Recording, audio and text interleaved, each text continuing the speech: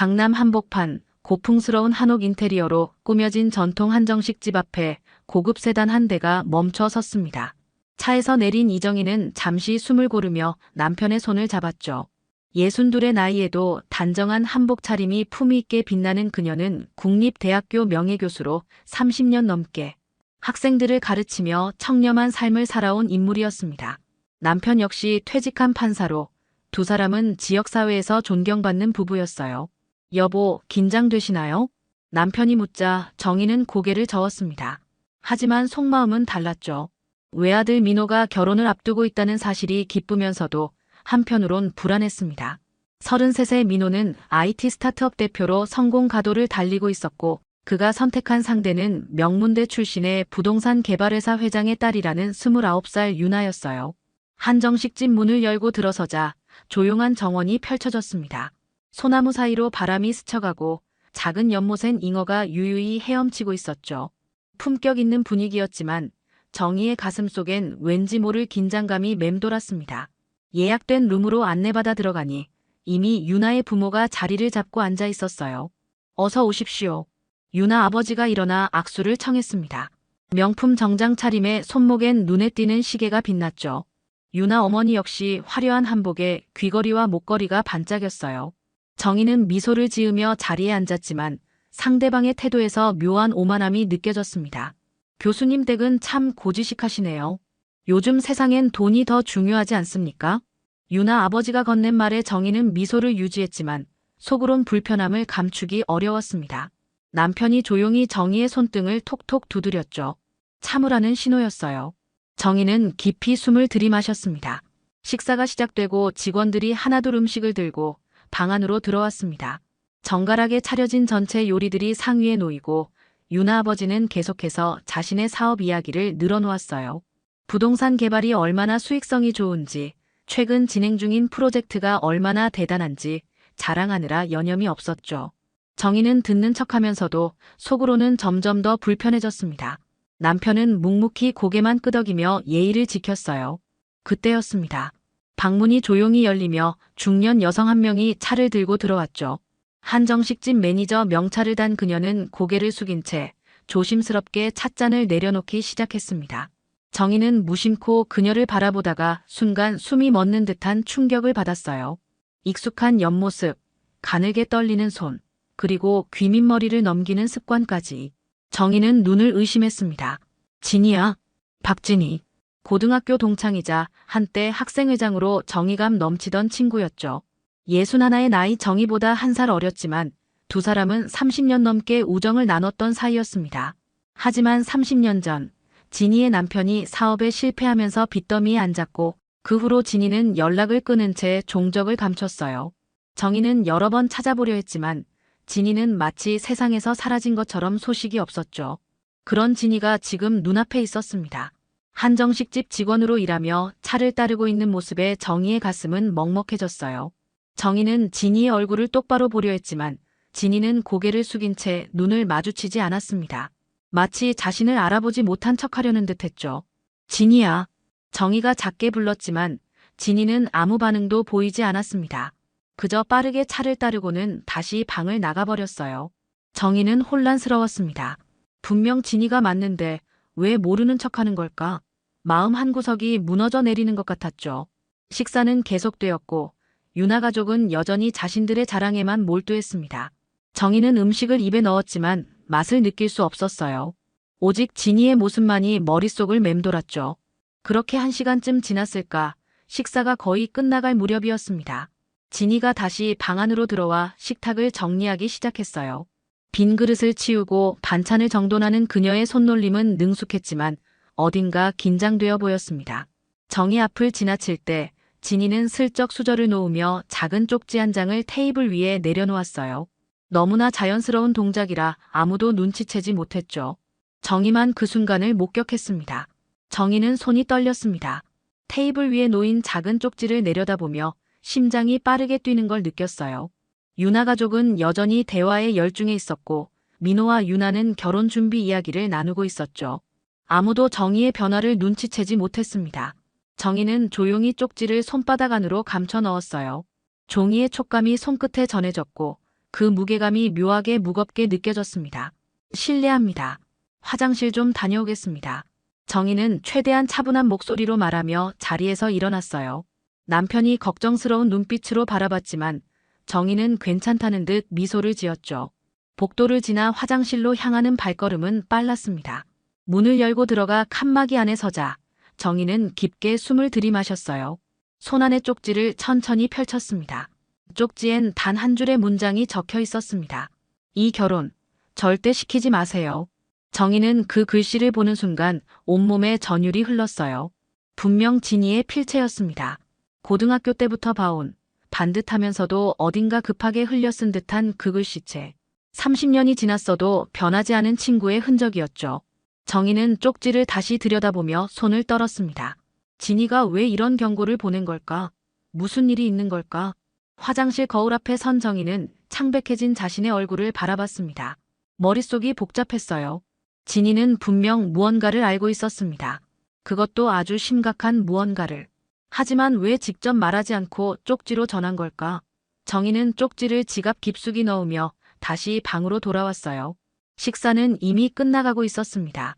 유나 아버지는 결혼식 날짜를 정하자며 적극적으로 나섰고 민호는 기쁜 표정으로 부모님을 바라봤죠. 정희는 억지로 미소를 지으며 자리에 앉았지만 마음속은 폭풍우가 몰아치고 있었습니다. 남편이 조용히 손을 잡아줬어요. 괜찮으세요? 얼굴이 안 좋아 보이는데. 괜찮아요. 그냥 좀 어지러워서요. 정희는 대충 둘러댔지만 남편은 여전히 걱정스러운 눈빛이었습니다. 상견례는 무난하게 마무리됐고 양가는 정중히 인사를 나눈 뒤 헤어졌어요. 차에 타서 집으로 돌아가는 내내 정희는 말이 없었습니다. 창밖 풍경이 스쳐 지나갔지만 정희의 눈엔 아무것도 들어오지 않았죠. 집에 도착한 뒤에도 정희는 잠을 이룰 수 없었습니다. 밤이 깊어지고 남편이 잠든 뒤에야 정희는 조용히 서재로 가서 쪽지를 다시 꺼냈어요. 책상 위 스탠드 불빛 아래 쪽지를 펼쳐놓고 한참을 들여다봤습니다. 진이의 절박함이 글씨 사이사이에서 느껴졌어요. 정희는 눈을 감았습니다. 진이야, 대체 무슨 일이 있는 거니? 다음 날 아침 정희는 남편에게 아무 말도 하지 않았습니다. 아직 확실한 게 없었고 괜히 민호에게 불안감만 줄 수 없었죠. 정희는 조용히 한정식 집 전화번호를 찾아 전화를 걸었어요. 벨소리가 몇 번 울린 뒤 직원이 받았습니다. 어제 일하시던 매니저분과 통화하고 싶은데요. 박진희 씨요. 아, 박 매니저님은 어제로 퇴직하셨습니다. 정희는 숨이 막히는 듯 했습니다. 퇴직이요? 갑자기요? 네, 개인 사정이라고 하시더라고요. 연락처는 남기지 않으셨어요. 전화를 끊은 정희는 의자에 주저앉았습니다. 진이는 쪽지를 남기고 사라져버렸어요. 마치 경고만 남긴 채 도망친 것처럼. 정희는 며칠 동안 잠을 제대로 이루지 못했습니다. 진이의 쪽지가 머릿속을 떠나지 않았고 그 경고의 의미를 알아내야 한다는 강박에 사로잡혔어요. 민호는 결혼 준비에 한창이었고 유나와 행복한 시간을 보내고 있었죠. 정희는 아들의 행복한 모습을 보면서도 가슴 한구석이 무겁게 가라앉는 걸 느꼈습니다. 남편에게도 쪽지 이야기를 꺼내지 못했어요. 증거도 없이 의심만으로 아들의 결혼을 막을 순 없었으니까요.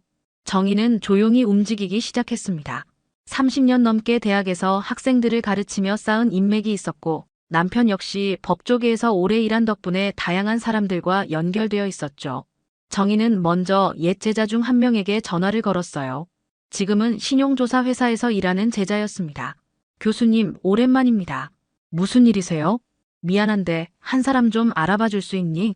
조용히 말이야. 정희는 유나 아버지의 이름과 회사명을 알려줬습니다. 제자는 잠시 침묵하더니 며칠 시간을 달라고 했어요. 정희는 초조하게 기다렸죠. 그 사이 정희는 남편에게도 슬쩍 유나 집안에 대해 물어봤습니다. 여보, 유나 아버지 회사 이름이 뭐였죠? 대한부동산개발이라고 했던 것 같은데. 왜요?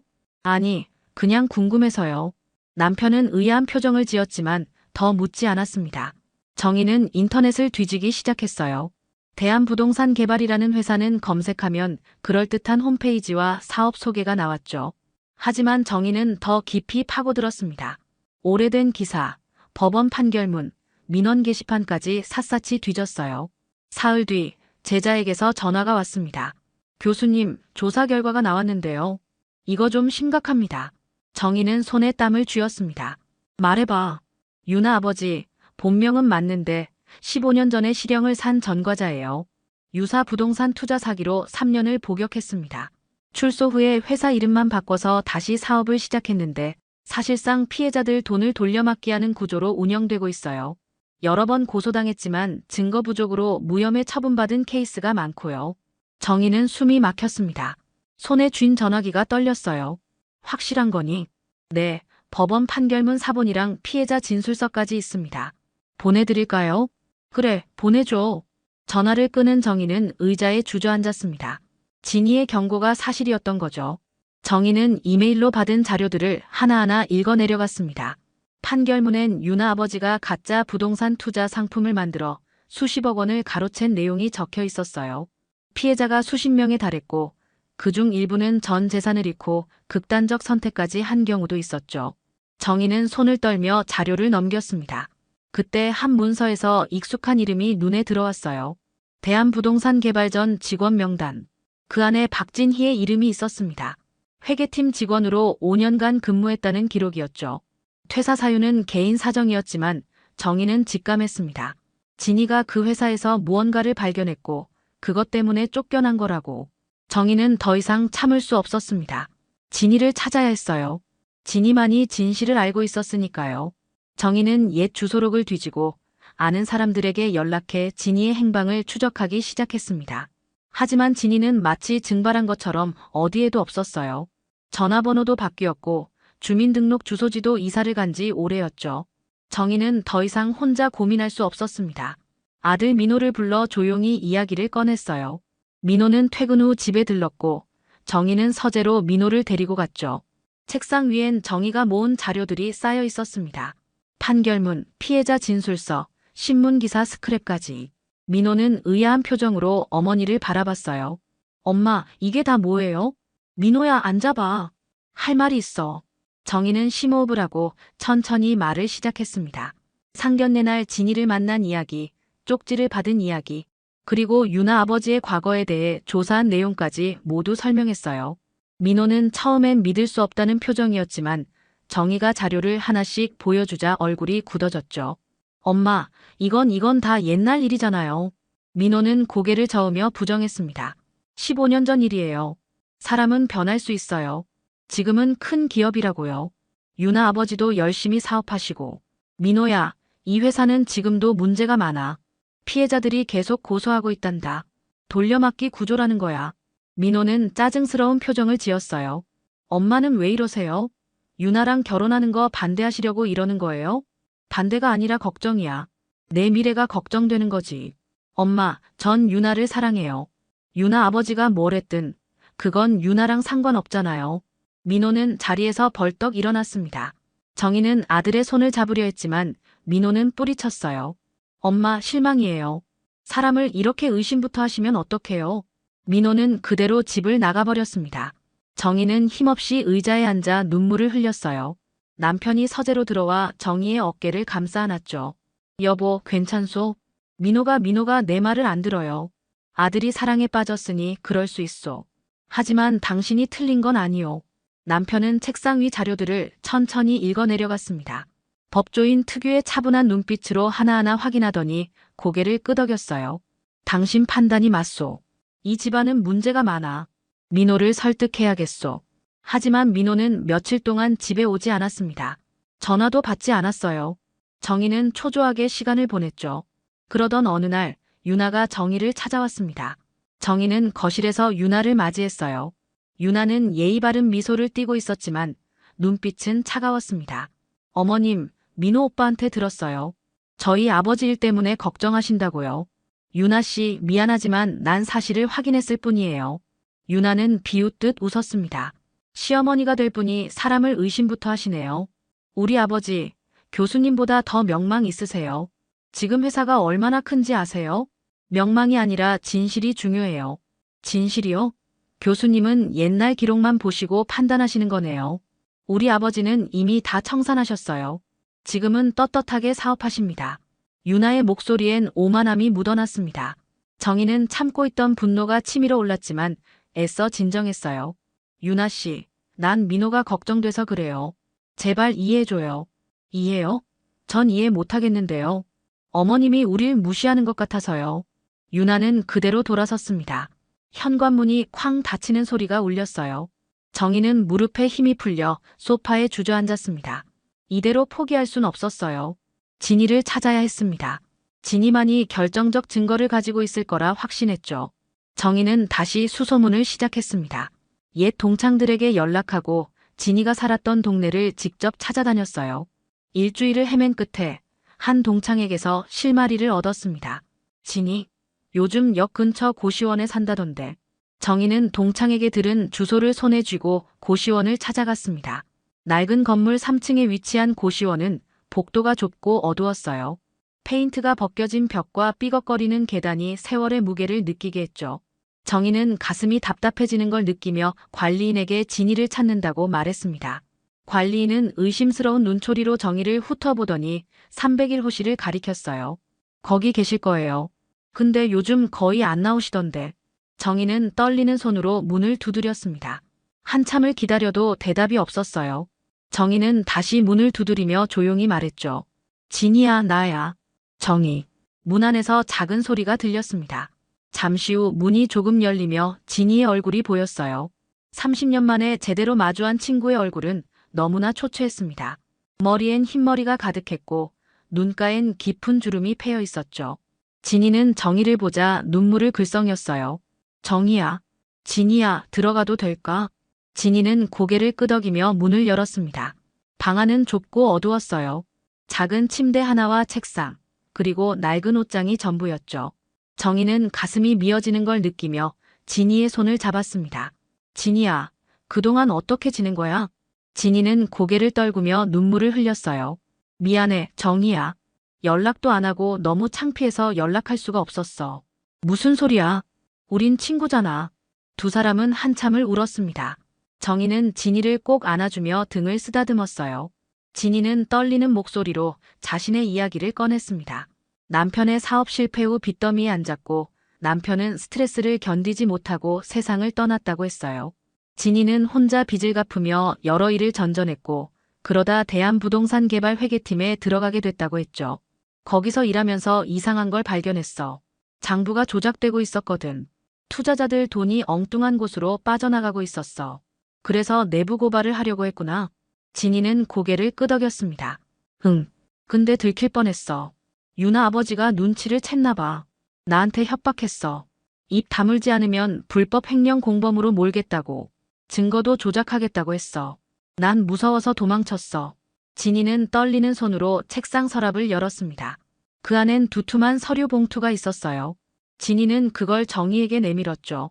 이 안에 유나 아버지의 자금 세탁 장부가 있어. 가짜 계약서, 허위 투자 명세서, 횡령 정황 다 들어있어. 하지만 제발 내 이름은 빼줘. 난 이미 끝났어. 더 이상 싸울 힘이 없어. 정희는 봉투를 받아들고 진이를 바라봤습니다. 진이야, 넌 용감한 사람이야. 이걸 지키고 있었잖아. 아니야. 난 겁쟁이야. 그냥 너만은 지키고 싶었어. 내 아들이 그런 집안으로 들어가는 걸 볼 수 없었어. 정희는 진이를 다시 껴안았습니다. 두 사람은 오랜 시간 함께 있었어요. 정희는 진이에게 당분간 자신의 집에 머물라고 했지만 진이는 고개를 저었습니다. 난 괜찮아. 그냥 내가 행복했으면 좋겠어. 정희는 서류 봉투를 가슴에 품고 고시원을 나섰습니다. 이제 마지막 결전이 남았어요. 며칠 뒤 양가가 다시 한정식 집에서 만나기로 했습니다. 이번엔 결혼식 날짜를 확정하고 구체적인 조건을 논의하는 자리였어요. 유나 측이 먼저 제안한 자리였죠. 정희는 남편과 함께 한정식 집에 도착했습니다. 같은 방, 같은 자리. 하지만 이번엔 정희의 손에 서류 봉투가 들려 있었어요. 한정식 집 방 안엔 긴장감이 흘렀습니다. 유나 가족은 이미 자리에 앉아 있었고 테이블 위엔 결혼 계약서와 각종 서류들이 펼쳐져 있었어요. 유나 아버지는 자신만만한 표정으로 정희 부부를 맞이했죠. 유나 어머니는 여전히 화려한 옷차림에 거만한 태도였고 유나는 민호의 손을 꼭 잡고 있었습니다. 민호는 어머니를 보며 미안한 듯 눈길을 피했어요. 어서 오십시오, 교수님. 오늘은 좋은 날이니 기분 좋게 마무리합시다. 유나 아버지가 환하게 웃으며 말했습니다. 정희는 조용히 자리에 앉으며 봉투를 무릎 위에 올려놓았어요. 남편이 정희의 손을 꼭 잡아줬죠. 유나 아버지는 서류를 꺼내며 설명하기 시작했습니다. 결혼 후엔 재산을 분리하는 게 어떻겠습니까? 요즘 젊은 부부들은 다들 그렇게 하더군요. 그리고 신혼집은 저희가 마련하되 명의는 유나 앞으로 하고요. 남편이 인상을 찌푸렸습니다. 그건 좀 일방적인 조건 아닙니까? 일방적이라니요. 저희가 집을 사드리는데 뭐가 문제입니까? 유나 어머니가 비웃듯 말했어요. 민호는 난처한 표정으로 양쪽을 번갈아 봤죠. 정희는 침묵하며 그들을 지켜봤습니다. 유나 아버지는 계속해서 자신에게 유리한 조건들을 늘어놓았어요. 결혼 자금, 예물, 신혼여행 비용까지 모두 자신들이 정하겠다는 식이었죠. 정희는 더 이상 참을 수 없었습니다. 조용히 봉투를 꺼내 테이블 위에 올려놓았어요. 모두의 시선이 봉투로 향했습니다. 이게 뭡니까? 유나 아버지가 경계하는 눈빛으로 물었습니다. 정희는 차분하게 대답했어요. 이건 그쪽 회사에서 근무하던 내 친구가 남긴 자료입니다. 봉투를 열자 서류 뭉치가 쏟아져 나왔습니다. 허위 부동산 계약서, 가짜 투자 명세서, 자금 세탁 장부, 횡령 정황이 담긴 회계 자료들. 유나 아버지의 얼굴이 창백하게 변했어요. 식은땀이 이마에 맺혔죠. 이게 대체 뭡니까? 유나 아버지가 버럭 소리를 질렀습니다. 하지만 정희는 흔들리지 않았어요. 당신 회사의 실체입니다. 15년 전 투자 사기로 실형을 살았고 지금도 피해자들을 돌려막기하며 사기를 치고 있다는 증거죠. 남편이 서류를 하나하나 펼쳐 보이기 시작했습니다. 법조인 특유의 차분한 목소리로 설명했어요. 이 계약서는 실제로 존재하지 않는 부동산에 대한 투자 계약서입니다. 이 명세서는 투자금이 엉뚱한 곳으로 빠져나간 걸 보여주고요. 여기 이 장부는 회계 조작의 증거입니다. 유나가 벌떡 일어나며 소리쳤어요. 이건 조작이에요. 누가 이런 걸 만든 거예요?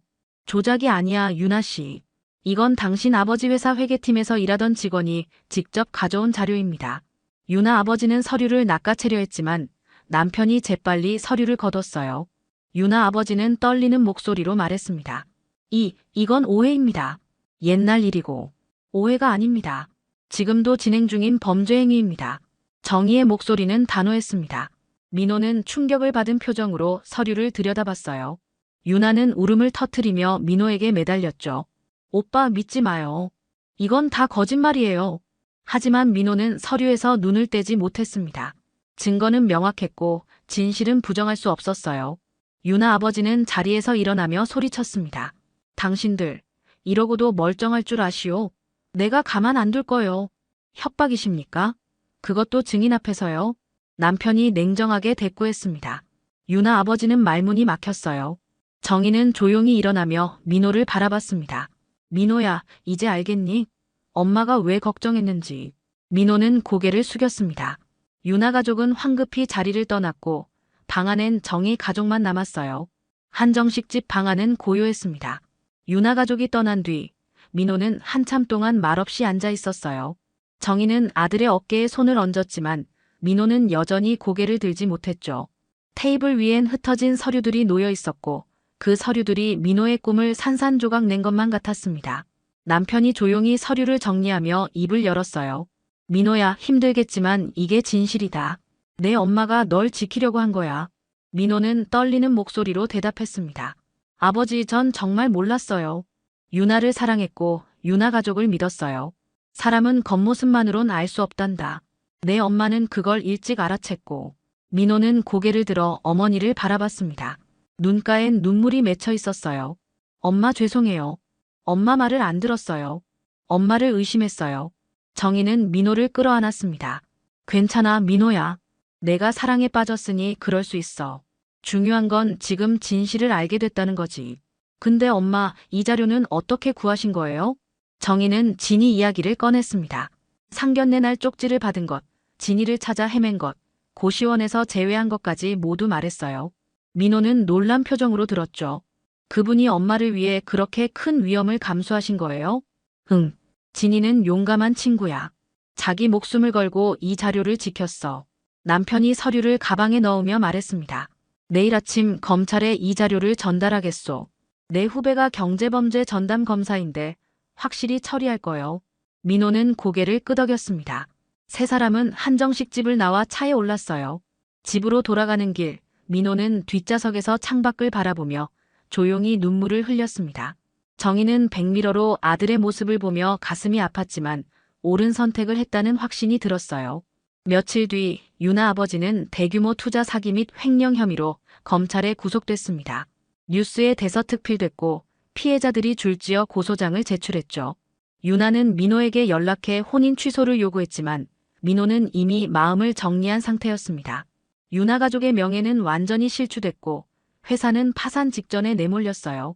민호는 한동안 집에서 조용히 지냈습니다. 상처를 치유하는 시간이 필요했죠. 정희는 아들을 묵묵히 지켜봤고 남편은 민호와 긴 대화를 나누며 위로했습니다. 석 달쯤 지나자 민호는 다시 일상으로 돌아갔어요. 회사 일에 집중하며 조금씩 웃음을 되찾기 시작했죠. 정희는 학교로 복귀했습니다. 오랜만에 강의실에 들어서자 학생들이 반갑게 인사했어요. 정희는 미소를 지으며 강단에 섰죠. 책상 위엔 작은 액자가 놓여 있었습니다. 그 안엔 진이가 남긴 쪽지가 들어 있었어요. 이 결혼 절대 시키지 마세요.